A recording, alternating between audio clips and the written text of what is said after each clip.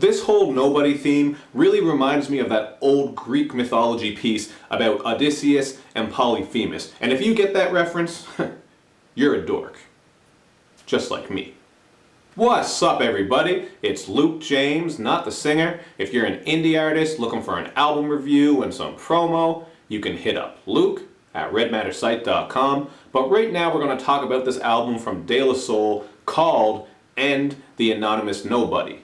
Now, De La Soul is a trio made up of Maceo, Dave, and Posnuis, and they've been in the game for a long-ass time, I think close to like 30 years, and this is their 9th studio album and their first full-length album in 11 years, according to what I read on their website. So as you can tell, these guys are pioneers in the game, they've been around, they're legends, and they've long been known for bringing fun into hip-hop and also experimenting and innovating as well. I mean, even in recent years we've heard them experiment with the Gorillaz on Demon Days, I think that was about 10 years ago, and then on the Gorillaz project Plastic Beach just a couple of years ago. Those are just a couple examples that I know that stick out, but I know there's some other ones out there as well. And that innovation and experimentation definitely carries on throughout this whole album. And Damon Albarn from the Gorillaz is featured on the song Here and After. This one is alright to me. I didn't really like the first part of it that much. It has this poppy rock type of feel to it. But that last part really gave me those old school Gorilla vibes. It's just kind of a wavy and smooth outro. And we have Damon on there singing. Just the last part of that song I really liked. I actually preferred it to the first half. And that's the thing with the experimentation on this project. I really appreciate how they're pushing boundaries and trying new things, even on the songs I didn't really like, because I think it's important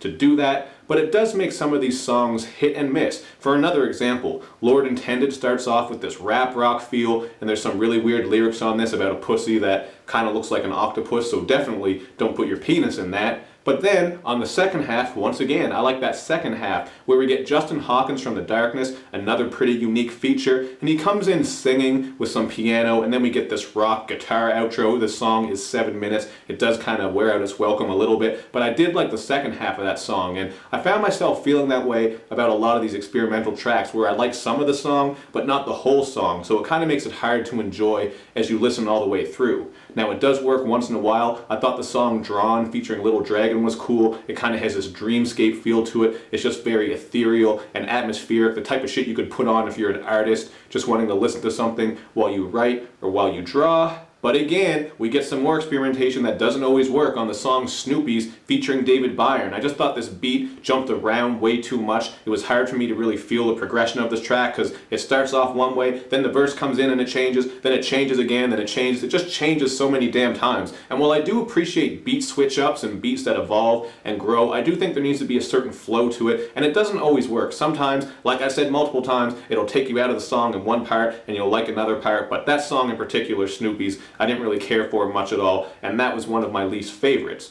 But if you're someone who's looking for that more traditional hip-hop sound that you can enjoy, you're definitely going to get that on here as well. I mean, the song Royalty Capes has this smooth hip-hop production that has regal horns that blare out, makes you want to put a damn cape on and maybe wave a scepter around like some type of king. And the song Pain featuring Snoop Dogg is one of my personal favorites, man. I thought Snoop fit this perfectly with his silky smooth style. He was spitting some positive bars on here. And this song is just all about how pain will make you better, you can learn from it, and you can grow from it. So there is some content on here as well, including on Greyhounds, which features Usher, and this does some storytelling, and it explores the idea of Greyhound buses, how you can get on one to escape from problems, you can get off of a Greyhound and get into problems, and you can always use that Greyhound to get home. I thought it was cool how they were telling stories on that one and just exploring that idea. It was very interesting to me. But honestly, if I want to talk about the best feature on this, the best damn verse on this, you guys are going to think I'm trolling, man, and some of the old heads and hip-hop elitists are going to get sick when I say this,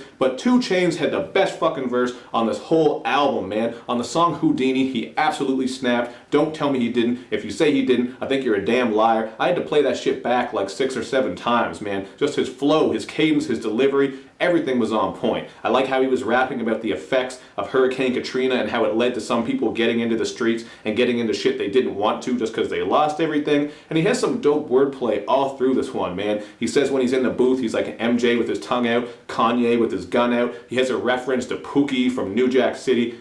He just absolutely snapped, man. You can't deny it. Imagine if 2 Chainz could rap like that for a whole project. I know that's not the type of shit that really sells a lot these days because 2 Chainz knows he can just make this basic shit and people will eat it up. But I would love to have like even a 5 or 6 track EP where he's going in like this, because once in a while he shows that he can spit, especially when he does get on some more classic style hip hop shit or some sample based production. But he made me love that song, even though I didn't really like the robotic hook that was going on there. I didn't like that too much. There were some hand claps all over it as well. So, you know, bits and pieces of songs I like and bits and pieces of songs that I don't like. That's pretty much the whole thing that I got from this album, and part of why I give it a 3.5 out of 5. Now don't get me wrong, I still think this is a solid project. I think you should check it out for yourself, but that experimentation is definitely going to be hit or miss. And even some of these other songs were just dull to me. There's a song, CBGBS, I think it's called. It's just a short rock track that I didn't really care for, but it does lead into Lord Intended, so I get how it kind of fits into the track list. And then there's the song Property of Spitkickers.com. This one just kind of dragged on. It is a classic style hip hop track, but I found it kind of dull. I was bored less than halfway through, and also the verses, some of the vocals just have this weird robotic effect on them that I wasn't really caring for too much. There's a computerized theme on this one, so you know, there's things I like about this project, things I don't like about this project, but I still think it's pretty good, and I think you should check it out because the experimentation, like I said, some people are going to love that, some people aren't going to love it. It just depends on how you feel about these other genres and beats that change a lot and all of that. And if I'm being honest, the rapping on this wasn't that crazy to me. There weren't a lot of crazy rhyme schemes or shit that stuck out to me, but it's just that old school fun style, man. It really does have a good sound to it, but 2 Chainz had the best verse on the album, man. Get at me if you want to, but he fucking snapped. So you guys hit me up in the comment section, let me know what you think, and make sure you do all that good YouTube and social media stuff, man, where you like my videos, you share them, you follow me on Twitter, you retweet the videos, and you especially gotta subscribe to my channel, man. We're on the way up to 15K. Thank you for watching. I will see you next time.